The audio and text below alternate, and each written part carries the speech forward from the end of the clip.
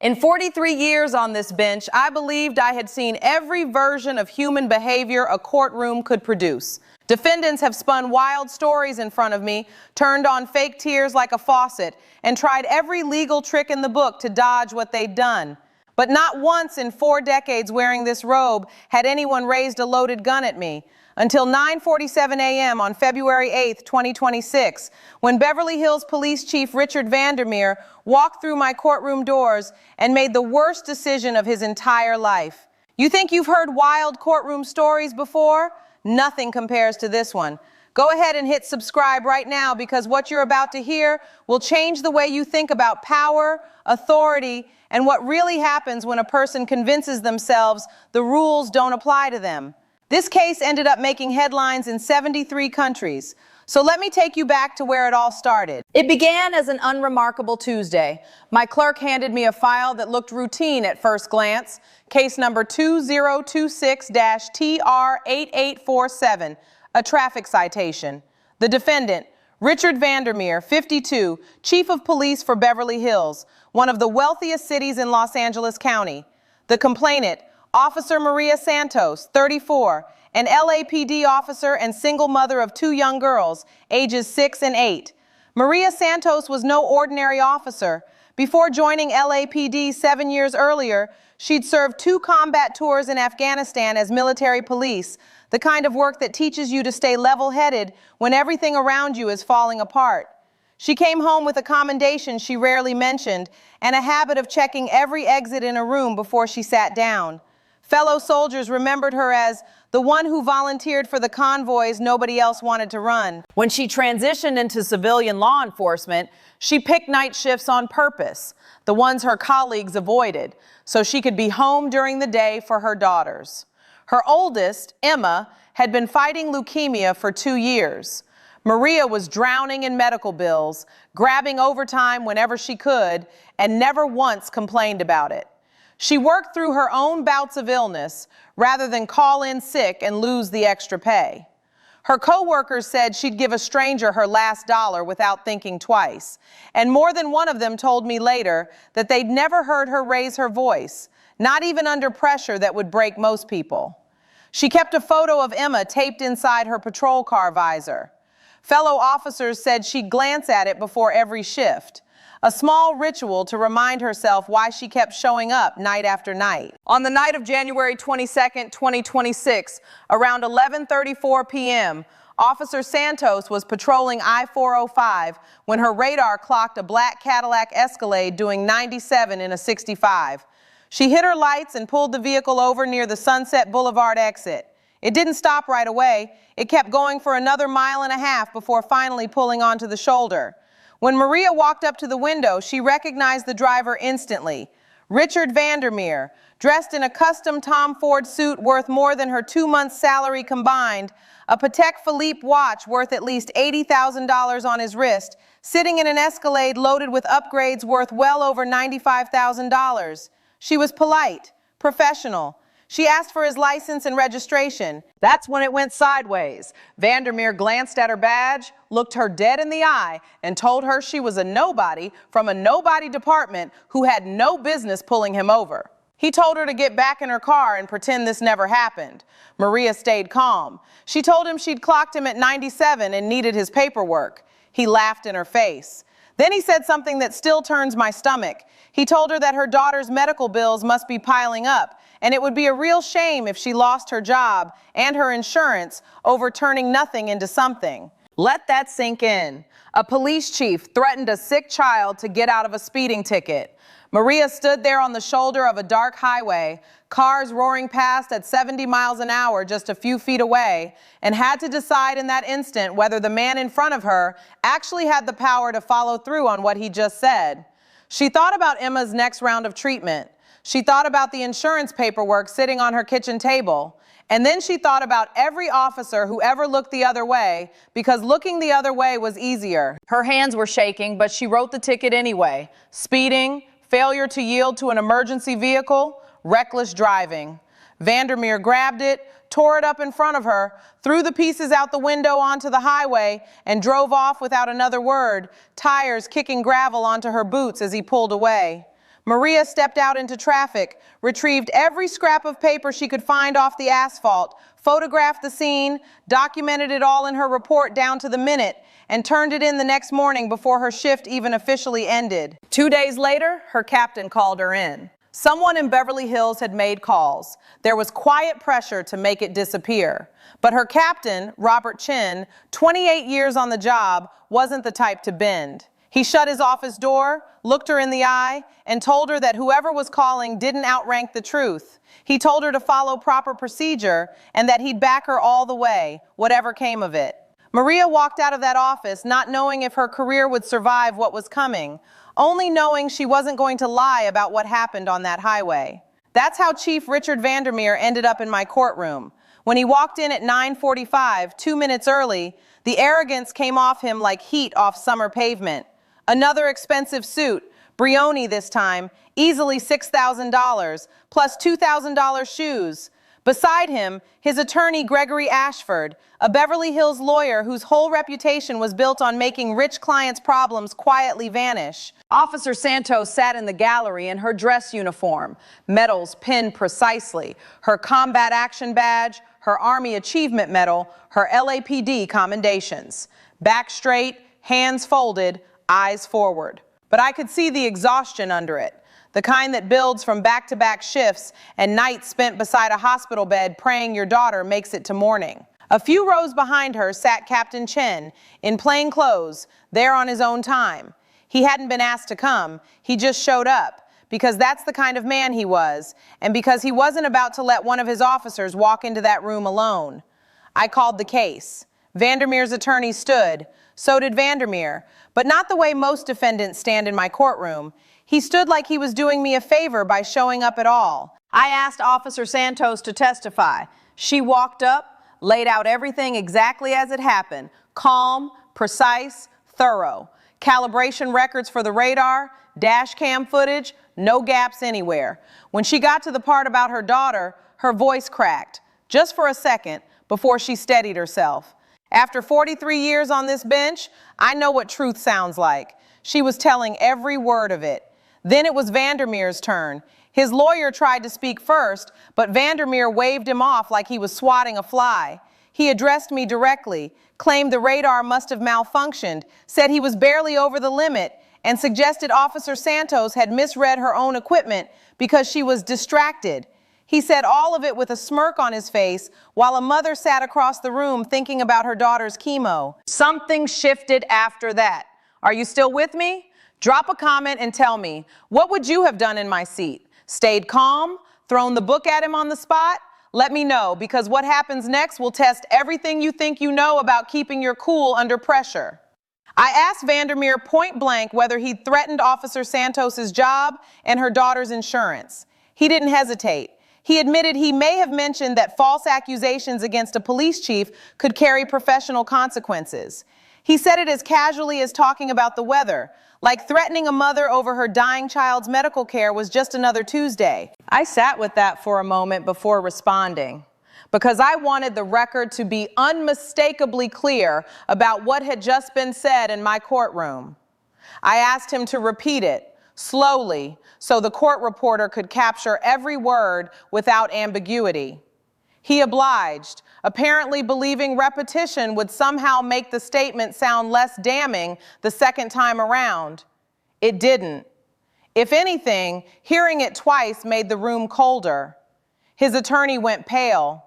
Even he understood his client had just confessed to witness intimidation on the record, in open court, with no way to walk it back. I watched Gregory Ashford's pen freeze mid-note on his legal pad, as though some part of him was hoping that if he simply stopped writing, the last 30 seconds might undo themselves. But Vandermeer kept going. He said Officer Santos should be more careful about who she pulls over, that some people in law enforcement have bigger things to worry about than, quote, minor traffic stops. My jaw tightened. I've sat on this bench for over 4 decades. My father held this same seat before me, and he taught me early that everyone stands equal in front of the law. Rusted Honda or custom Escalade, mop or badge, doesn't matter. One standard, no exceptions. I stayed composed and asked the court to play the dash cam footage, and that footage was worse than the written report ever could have conveyed. Every word, audible, his condescension, his threats. The moment he ripped up that ticket, you could see Maria's hands shaking while she held her professionalism together as this man mocked her and used her daughter's illness as a weapon. You could hear Vandermeer's laugh come through the courtroom speakers, tinny and cruel, followed by the sound of paper tearing, and then his own voice telling a mother of a sick child to remember her place. A woman in the gallery I didn't recognize actually gasped out loud. Captain Chen sat with his arms crossed, jaw set, staring straight at the man who tried to bury one of his best officers. When it ended, the courtroom was dead silent. Even his attorney looked shaken. Vandermeer just sat there, bored, checking his phone under the table like he had somewhere better to be. I asked if he had anything further to say. He stood again, and this time, something had changed. The condescension turned into something colder. He told the room he'd spent 27 years in law enforcement, that he ran a department for one of the wealthiest communities in California, that he golfed with 2 sitting state senators and had personal ties to the governor, that he dined with the mayor of LA twice a year. Then he looked me dead in the eye and crossed a line I didn't know existed in my courtroom. He said I was just a traffic court judge handling minor inconveniences and that I should be realistic about who I was dealing with. He said, word for word, that people at his level don't answer to people at my level. Dead silence. Officer Santos closed her eyes like she couldn't process what she'd just heard. My bailiffs, men I've worked with for years, tensed up. Everyone in that room knew something was coming. Nobody knew what. I took a breath, looked this man in the eye, a police chief who'd built his entire identity on the belief that he was untouchable. And I told him, in my courtroom, there are no levels. I told him a badge is supposed to mean something. Service, protection, integrity, not threats against single mothers, not using a title to intimidate people just trying to do their jobs. That's when something none of us expected happened. My clerk rushed up with an urgent note. I read it once, then again to make sure I understood it.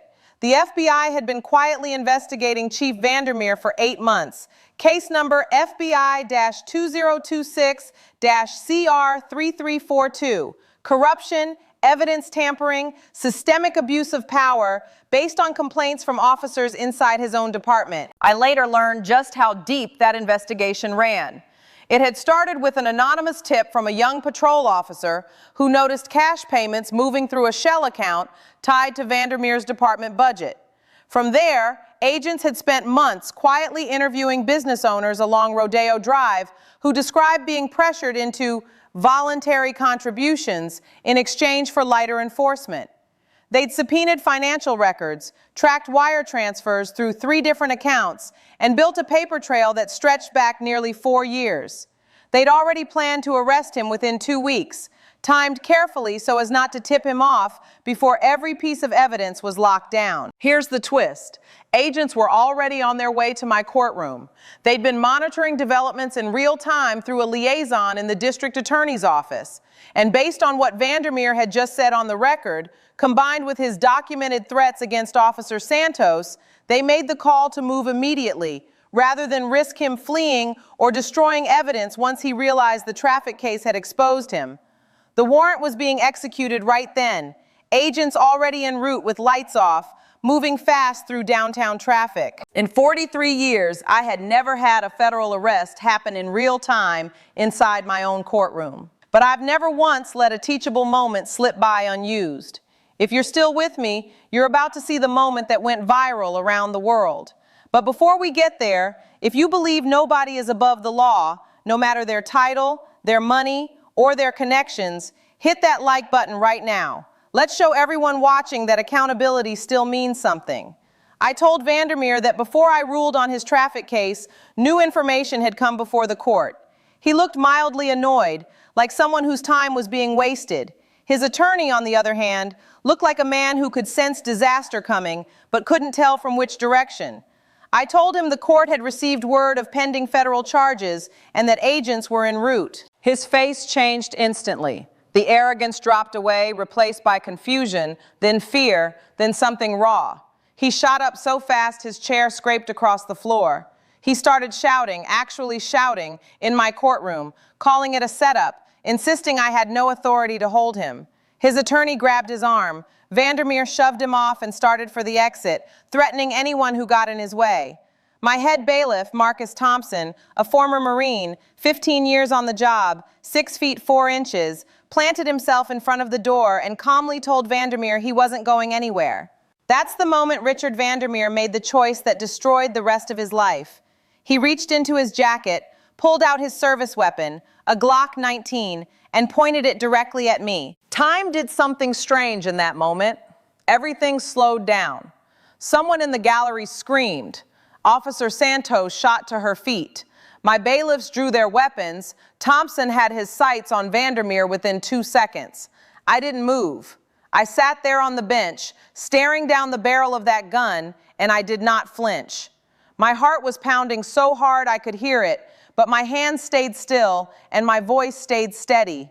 I looked him in the eye and said one word, "Don't." For maybe 5 seconds, though it felt like time had stopped altogether, Vandermeer stood there, arms shaking, face somewhere between rage and panic, surrounded by my bailiffs shouting commands. "Drop the weapon! Get on the ground!" I saw his eyes flick toward the door, toward his attorney frozen in his seat, toward Officer Santos standing there watching him with an expression that wasn't fear anymore. It was something closer to pity. I think that's what finally broke him, not the guns pointed back at him, the look on her face. Then his will just gave out. His arm fell. The gun hit the floor with a sound I'll never forget. Thompson moved faster than I've ever seen. Vandermeer was face down, cuffed, in under 10 seconds. I counted, 45 seconds total, from the moment he drew that gun to the moment he was in handcuffs. 45 seconds that felt like 45 years. 45 seconds that ended a career and proved without a shred of doubt that nobody is beyond accountability. The room fell into chaos, people crying, shouting, trying to process what they'd just watched happen live. Officer Santos had a hand pressed to her mouth, tears running down her face. My clerk was already on the phone. My bailiffs held Vandermeer down while backup arrived. And I just sat there, hands flat on my desk, focusing on breathing. I've had defendants scream at me, curse me out, threaten to find me outside. I had never had a gun pointed at my face. That mix of fear and fury and the sheer effort of not letting either one show, I'd never felt anything like it. Within 3 minutes, FBI agents came through the doors. Special Agent Patricia Moreno, lead on the Vandermeer case, took one look at the scene and took command. Vandermeer was read his rights on the federal charges already pending. Officer Thompson added the new ones on top. Assault on a judicial officer with a deadly weapon, brandishing a firearm in a courthouse, attempted intimidation of a judge. The list kept growing. Once they took him out, I called a 15-minute recess. I needed it. I sat in my chambers and just breathed. My hands were shaking now, the adrenaline crash hitting once the danger had passed. Someone had pointed a loaded gun at me in the one place that's supposed to represent safety and order. My clerk brought water. Thompson checked in on me, and Officer Santos stood outside my door. When I invited her in, she broke down completely, apologizing, saying this was all her fault, that if she'd just let it go, none of this would have happened. I stopped her right there. None of this was on her. She did her job. She did it right, professionally, and with real courage. She stood her ground against a man who'd spent his whole career watching people fold. She refused to trade her integrity even when it might have cost her everything. She's exactly the kind of officer every community needs. What happened next might genuinely surprise you, and honestly, it's the most important part of this whole story. But before I get there, I need you to do something for me. Share this video. Send it to someone who needs to hear it. Subscribe if you haven't already, because there's more to this story than the headlines ever covered. Outside, word had already spread. Someone in the gallery had recorded part of it on their phone before agents asked everyone to stop. And by the time I stepped back onto the bench, that clip was already circulating. Reporters were setting up cameras on the courthouse steps. My clerk told me later that the phones in the clerk's office didn't stop ringing for the rest of the day. Local stations first, then national, then calls from overseas by that evening. After I collected myself, I went back on the bench. Cameras were already gathering outside, but I still had a ruling to make. I called Officer Santos back to the stand and entered a guilty finding on every traffic charge: speeding, failure to yield, reckless driving, and added willful destruction of a citation, which I'd personally watched on the dash cam footage. But beyond the ruling, I wanted something on the record permanently. I said that Officer Maria Santos represented everything honorable about law enforcement. She served her country in a war zone, served her community without complaint, worked brutal hours to support her family while her daughter fought for her life. And when faced with corruption and intimidation from someone with far more power, she didn't bend. She chose right, even when it might have cost her everything. And I said Richard Vandermeer represented everything wrong with the abuse of power. He used his badge to dominate instead of protect, convinced himself his title, his connections, and his money put him above the rules everyone else has to follow. And what happened in that courtroom proved something I've believed my entire career. In the eyes of justice, there's no special category of person. No amount of money, no political friendship, no title puts anyone above accountability. The federal charges against him piled up fast: corruption, racketeering, evidence tampering, witness intimidation, abuse of power, and now assault on a judge with a deadly weapon. By the time it was all counted, he faced 37 separate federal charges on top of the state convictions. His trial started 6 months later. I followed it closely, sitting in the gallery on 2 occasions when my own docket allowed, curious to watch how a man who once told me he answered to no one carried himself once the roles reversed. He didn't carry himself well. Witness after witness took the stand against him. Patrol officers describing years of being pressured to look the other way in certain neighborhoods. A former department accountant walking the jury through spreadsheets full of unexplained cash deposits. Business owners along Rodeo Drive who spoke, some of them fighting back tears, about years of quiet extortion they'd been too afraid to report. Financial analysts traced the money across 3 states with a precision that left his defense almost nothing to argue with. And of course, there was the footage from my own courtroom, played for the jury in full, from 4 separate angles. A police chief pointing a loaded weapon at a sitting judge. Vandermeer took the stand in his own defense on the 4th day. It didn't go the way his attorney hoped. Under cross-examination, the same arrogance that had cost him everything in my courtroom resurfaced almost immediately. He grew combative with the prosecutor, dismissive toward the jury, and at one point suggested the entire case was the product of, quote, small-minded people who resent success. Several jurors later told reporters that was the moment they made up their minds. The jury took under 4 hours to come back guilty on every count. When the verdict was read, Vandermeer didn't react at all, just stared straight ahead, the same way he had that morning in my courtroom, except now there was nothing behind it, no arrogance left to hide behind. Judge Patricia Morrison sentenced him to 18 years in federal prison. He'll be 70 before he's even eligible for parole. His pension is gone. His certification is gone for good. The Beverly Hills house, the Escalade, the watches, all of it seized or sold off to help cover restitution to the people he'd extorted for years.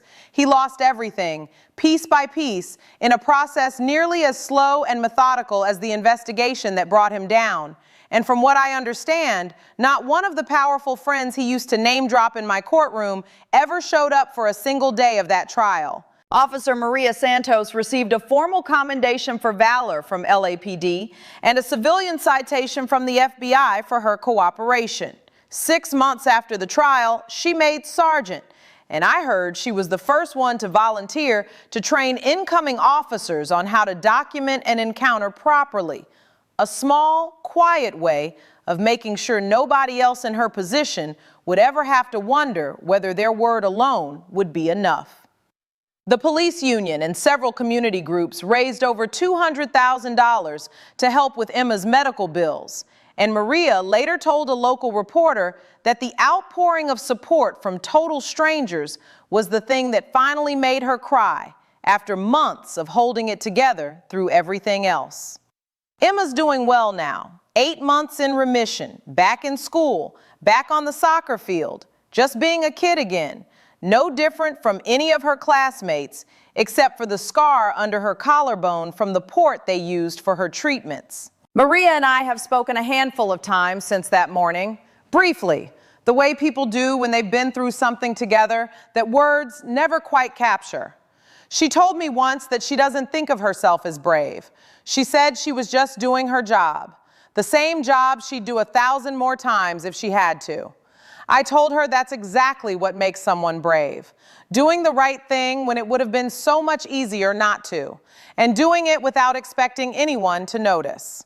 Her mother comes home from every shift now, knowing she made the right call, that she didn't let power and money rewrite what actually happened, and that her daughters are growing up watching what it looks like to hold your ground. I still think about that morning, about those 45 seconds where everything hung in the balance, about how differently it all could have gone. But I also think about what went right, a dedicated officer who did her job despite direct threats to her livelihood and her child, a court process that backed her up, federal investigators who did patient, methodical work, and a system that responded exactly the way it was built to when a powerful man tried to shoot his way out of accountability. I still think about Officer Thompson, too, standing in front of that door without a moment's hesitation, knowing full well what could happen to a man his size if things went wrong. I think about the courtroom clerk who kept her composure enough to get that note to me at exactly the right second. I think about every officer inside the Beverly Hills Police Department who quietly cooperated with federal investigators for months, knowing it could end their careers if word got back to Vandermeer first.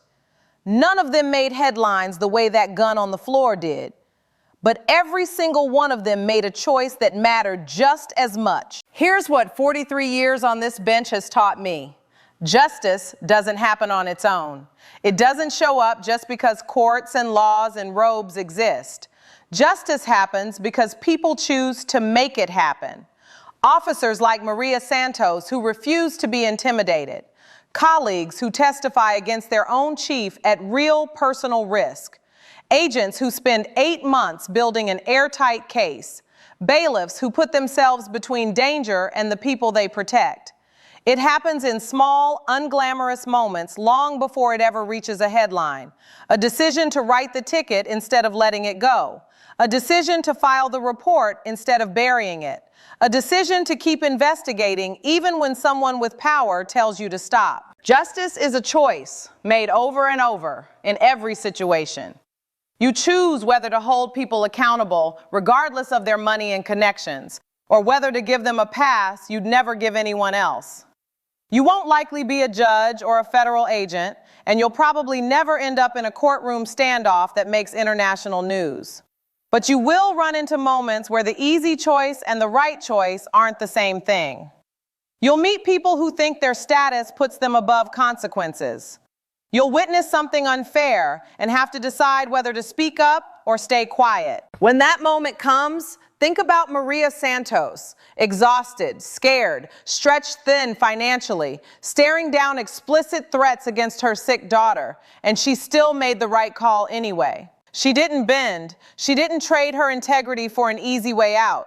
That's the real takeaway here. Not the arrest, not the verdict, not the sentencing. It's that ordinary people have extraordinary power the moment they stop believing that anyone is above the rules that hold everyone else together.